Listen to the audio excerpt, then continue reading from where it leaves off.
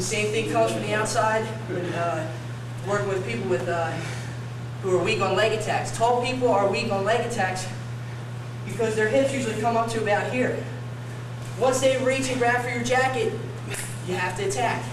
And he goes reach my jacket. Boom. Hips are underneath, and I'll move it. Okay, one of the other grips that you'll see a lot is, it happens by chance. No one really tries to set this grip up. But you end up reaching and maybe just getting this. Now as that person's trying to fight this grip off, you're frustrating him. You're frustrating him, you do the same type of thing. He reaches, end up, get that one on the hand. End up with a double sleeve grip down here. That might kill it. Real quick, foot hooks. Foot sweep from here are real tough to do. But hooks, a lot easier. Also notice again the angle of attack. And down here, keeping the person down, moving the person. I gotta work with my brain. Getting the person to stand up a little bit. He wants to play defense, keep his hands out of your way, keep them down so you have to constantly try to lift. Yeah. So as I'm playing offense, he'll play defense. I went back underneath.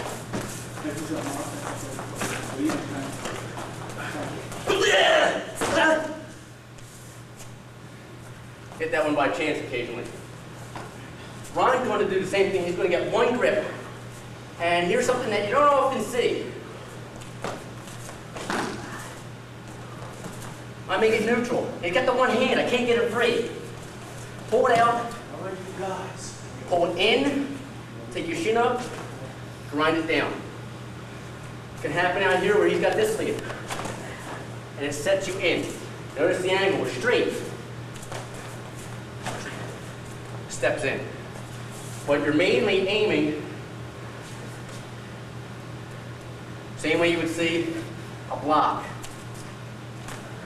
Coming down, taking that shin and grinding. The main thing is pull it down, pull it in, and grind. Don't try to force it level. You force it level, he's going to do one simple thing. He's going to take his elbows and put it into your body. Yeah. He's going to catch your foot. So when you put this in, it's got to come up on the ankle, grind on the ankle. If you let that person get that elbow around, you're caught. All right, so that's one thing, a nice defense. Person grabs, get that one, just enough to smack your arm, loosen the grip. Something to play around with. Ron's going to go over belt grips from the front. Belt grips from the front. Again, a taller person may try to grab it with the palm down in order to lift the shorter person up onto their hips because the hips are so high. So when he enters, this is going to be coming up and into his hips as he enters.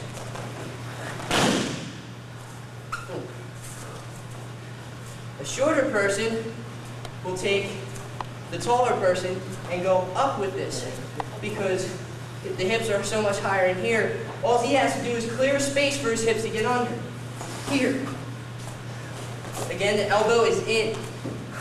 Opposite, elbow is up this way, underneath, palm up, elbow is in.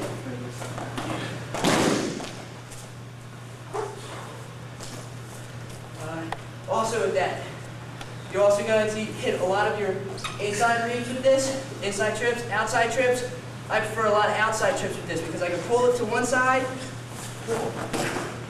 I pull the belt to this side, I tripped into your leg. I can even do it with the inside read. Thing about the inside read, a lot of times you may have to follow up with an arm. The arm will be free. You have control of his hips. If you have control of his hips, you pretty much have control of the rest of his body. Just follow up, slide down off of here, and grab the thigh.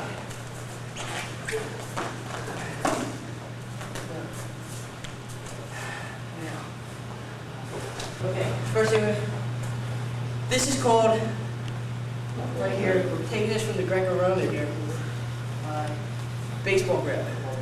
Right here. I take his arm, just give me your arm, and I'm gripping it just like I would a baseball bat, if I were swinging a baseball bat. put something on my shoulder, whatever. He has the grip. The key thing is to get this grip off, or at least get him to reach out. A lot of times you're not going to get this grip to break. So what I need to do is I need to step out of the way. Boom. Here. Okay? Now my elbow is set. I have to make a move. I can't stay here. A lot of wrestlers will stay here. And what will happen is they're just going to grab the leg. But it needs to be 2 steps. One here, the other one here. Okay? The first move we're going to do off of this is going to be a lift. Okay? Baseball to a lift.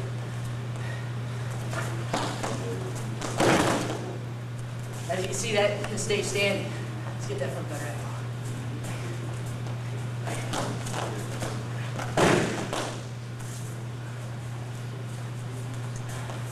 Now the next throw is going to be baseball grip to a fireman.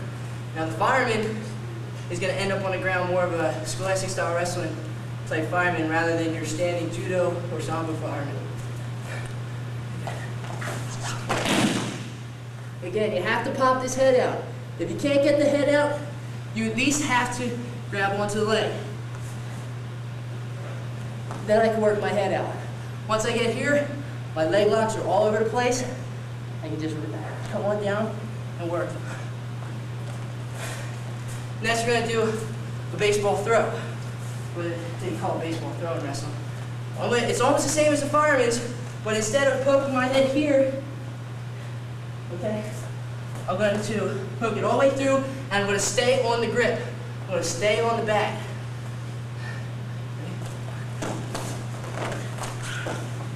Here. Again, my head comes out, put it right to his chest. From here, I work till I hold down. Again, the key is the shoulder. Notice how my shoulders are this way. All of a sudden, they're going to hit you flat. Here. From here, boom. Okay? I can slip to here. I can work to the belt. I can hit my sweeps. Whatever. Everything is at your command because he has to reach across his body in order to get me, in order to defend himself. And once you attack from here, once you attack from his side, you take away all his defenses. With our jackets, the judo won't do it with their jackets.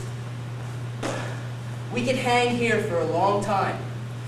In judo, you can stay here for 3 seconds, but you must throw within those 3 seconds. Now, in Sombo, you're given the option to hold on. Again, from the side, he has nothing to defend with unless he can reach around and come square with my body.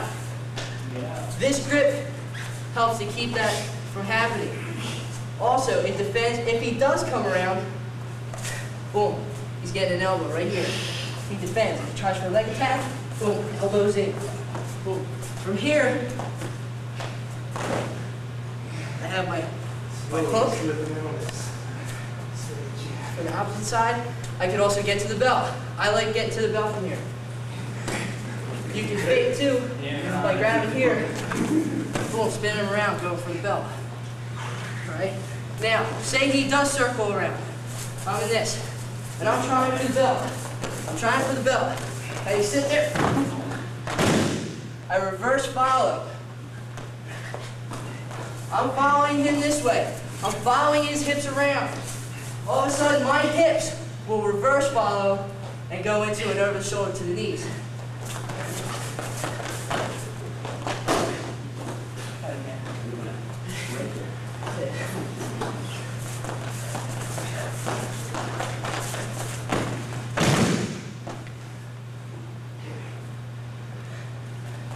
Reverse follow and following are very easy to do, but not a lot of people do it.